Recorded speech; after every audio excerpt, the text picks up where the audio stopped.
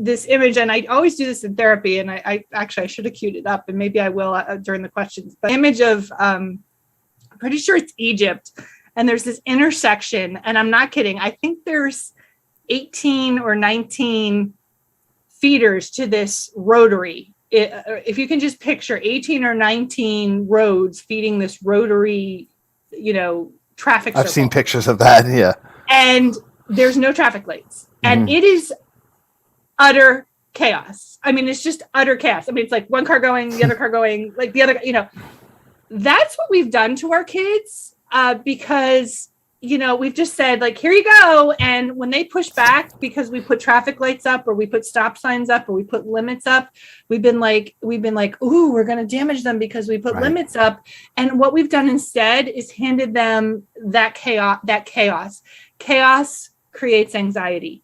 Rules, even if they're ticked, even if they're teenagers, rules create calm.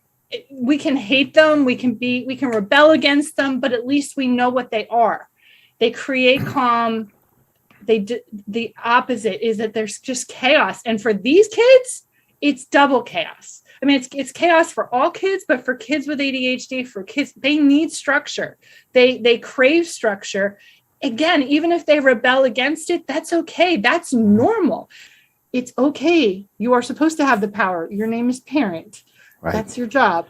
And it doesn't mean that there's a difference between being having power and I don't mean power like,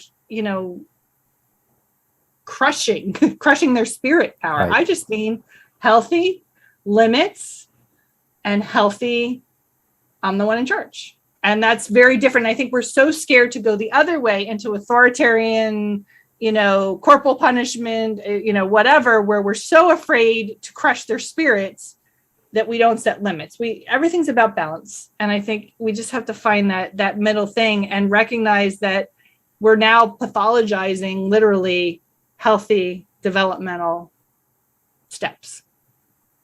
Wow. This is another moment when I have to sigh and say, I will never explain anything as well as you. Seriously. Wow.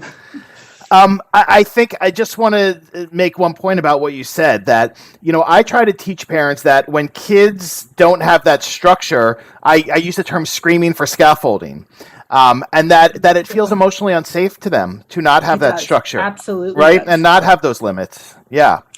Hands down does. And the thing is, you can't judge a book by its cover. They can be screaming and F-bombing you and doing everything in their power. You're not there to please them. And I think that's where we lose it. And that's where we have to hold our anxiety.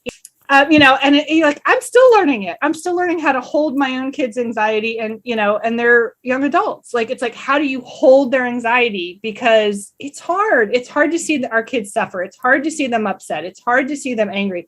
And so, because we can't hold it, we sometimes try to make sure they don't feel it. It's not about them. It's about the fact that we can't hold it. So if we can get better about holding their feelings and not having their feelings cause us to spill over because we're too stressed in our lives, it gets a lot better. I can just tell you that from firsthand. This is me as a parent, not as a professional. I can tell you the more grounded I am and the more I can hold their stuff, the easier it is to set those limits and not just kind of give in and do all the accommodating that. And look, I've done it. I've done it. So I'm not, me too. I know it's not easy. I'm not preaching that I know it's easy.